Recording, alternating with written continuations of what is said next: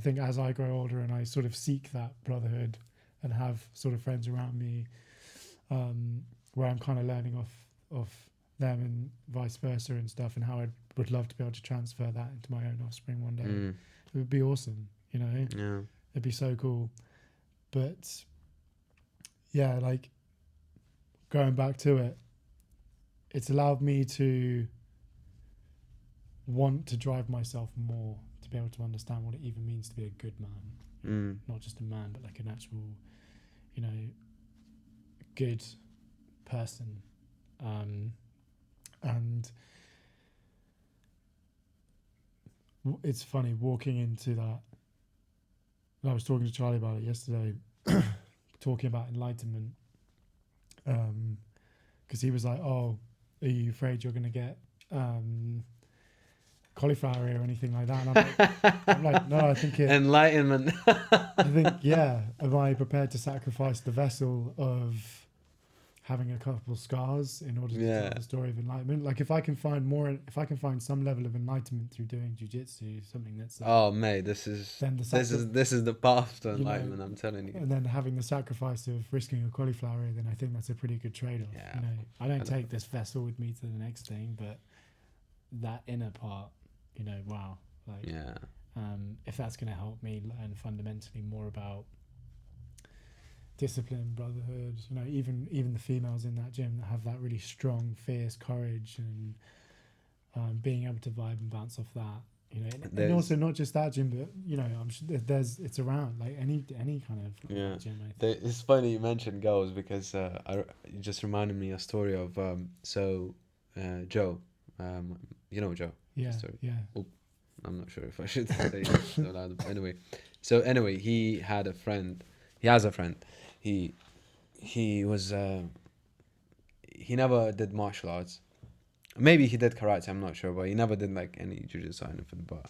But he always used to. He had a big mouth, and he always used to say, "Oh, like I could submit you. I could do this. I could do this. I could do that."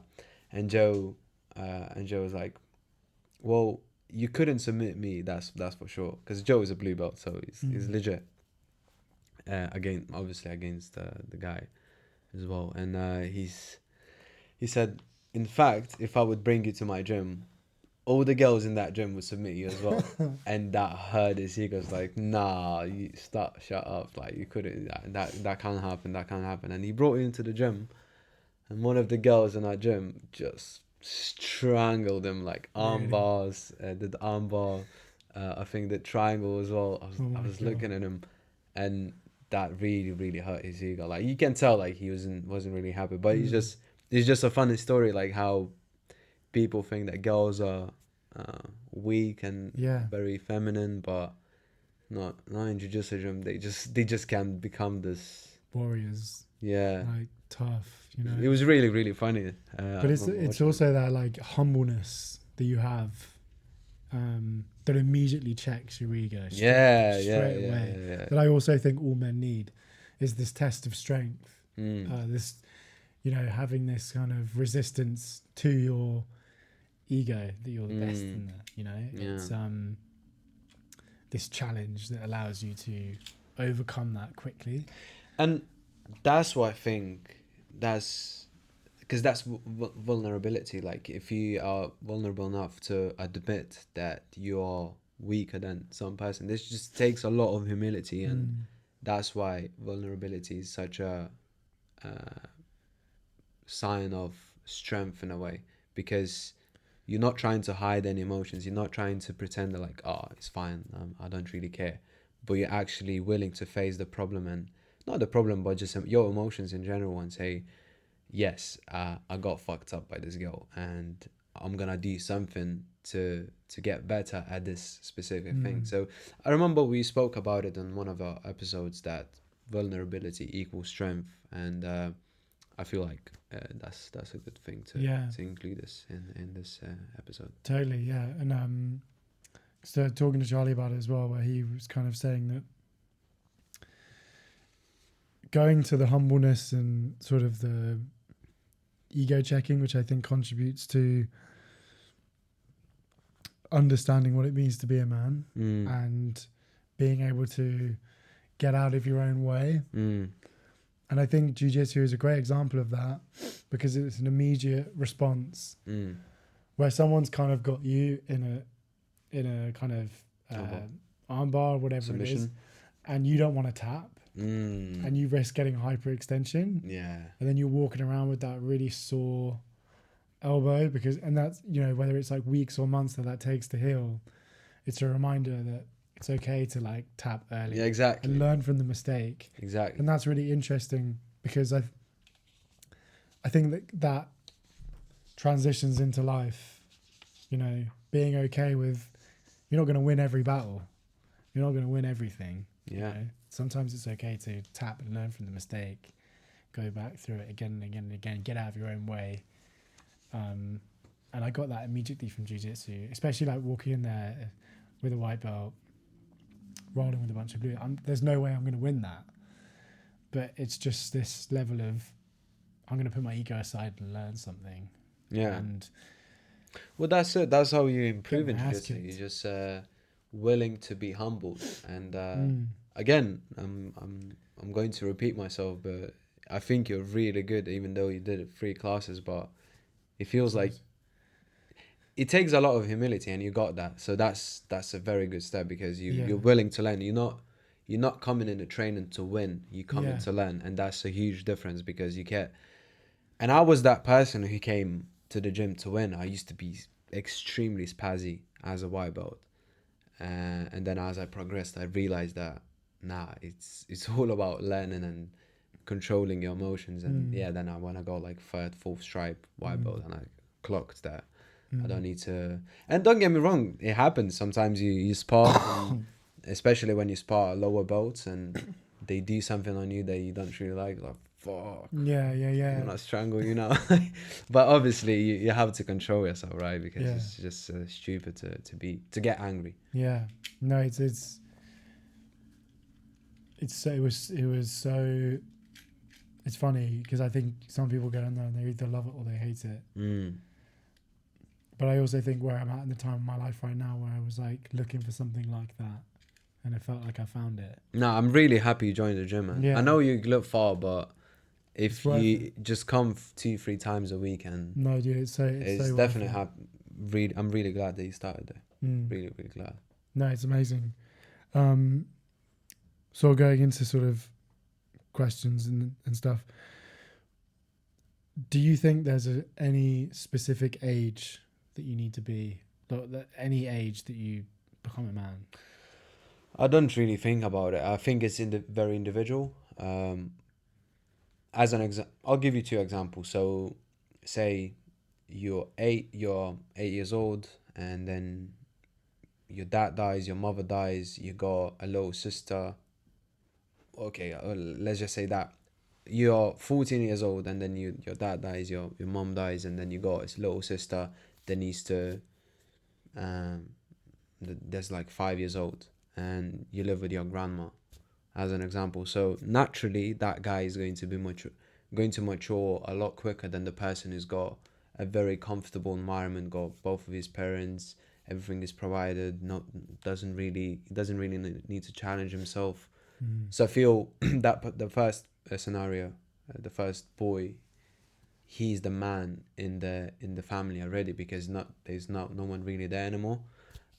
Although he's still a boy, but he's maturing a lot quicker. So it depends on the circumstances and just the scenario you're in, I guess. But you have 40-year-old men, and they still acting like boys, some of them. So if I guess it all comes down from if you're challenging yourself enough, if you're doing something hard, then you mature quicker, and you're becoming a man. Let's just say I don't. It's a very broad.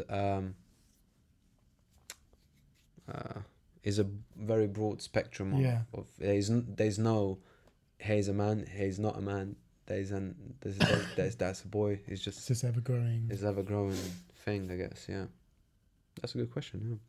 Yeah, I was looking into bonding rituals, but I think we touched on it a little bit, because it's all about doing hard things and just being I like jiu-jitsu stuff. Jiu-jitsu, martial arts in general, I think is the best bonding ritual for men. And even in that book we read, both of us we read, called No More Mr. Nice Guy. He talks about martial arts and how men need that to need that brotherhood to actually develop those healthy relationships. Yeah, it's interesting. My grandfather on my dad's side, I'm not religious, but I think he was a part of a brotherhood where it was like they would look out for each other and help each other, and it was almost, I think it was like a religious thing as well.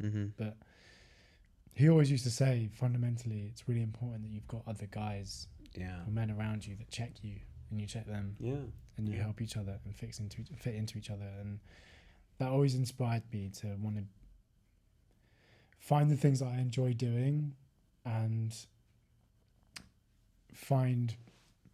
have that group around you. Have that group of individuals that. Oh man, it's just I'm just gonna double down on it. It's so important. Like, I never really realized how important it is, but I can't sometimes put myself in that situation of, if I would do what I'm doing right now, and I wouldn't have my best friends, would never have these one of them days where you just sit down with your mate or a couple of mates, and you just laugh at shit, and like not having this, I just can't imagine that. It's very, very important to have strong relationships. And I'm not like, you can laugh with any mates, but having those deep conversations, like I feel what we're doing right now with this podcast is catching up twice every month and talking about these different topics, and we definitely connect on a deeper level. And it's just so important to me as a person, just to have these deep conversations, not to just talk about random stuff, which is good sometimes. I'm not saying like it always have to be deep, but having these deep conversations definitely helps you develop as a person. Cool. Concluding it off. I've got a question. If you would, if you don't have friends, like we're talking about importance of having the brotherhood and why is it important and all of these things. If you wouldn't have a friends, how would you find them? Say you're 24 years old. Find out what interests you, and then look at how to get involved into groups. Like, for example, I really enjoy running as well. I also want to try and do find a running club near me. I know one in London Bridge. Yeah, let me know. Whether it's, I think through sport and exercise, if you can get involved with that, I think it's a really quick way. Yeah. Because at the end of the day, you probably should be exercising and taking care of yourself. Of course. And if you can disconnect that with a community of people that also enjoy doing the things that you enjoy, I think that's really cool. Or it doesn't have to be exercise. It can be a book club. It can be a part of a band or a music or whatever it might be. You know, there's so many things out there now that you can be a part of, and find friends that way. You know, it goes back to our first episode of how to find a purpose. Yeah, find that thing, join that class, join that tennis class, join that Zumba class. You'll get involved around the people that are going to introduce you to more people. And that's how you're finding friends, how finding the purpose. Friends is purpose in a way. So I literally wrote down the same thing. I asked you about a form. I'm going to see what you're going to say about it. So yeah. Smashed it. Secret question. You go first. Can you share a personal experience where your understanding of masculinity evolved or changed over time? What prompted the shift? Can I remember a specific time in my life that prompted a shift in masculinity? I think where I started working for myself, that prompted me to start taking more responsibility for myself, but for others around me. Sorry, but that's another thing. If you want to mature more, just take on more responsibility.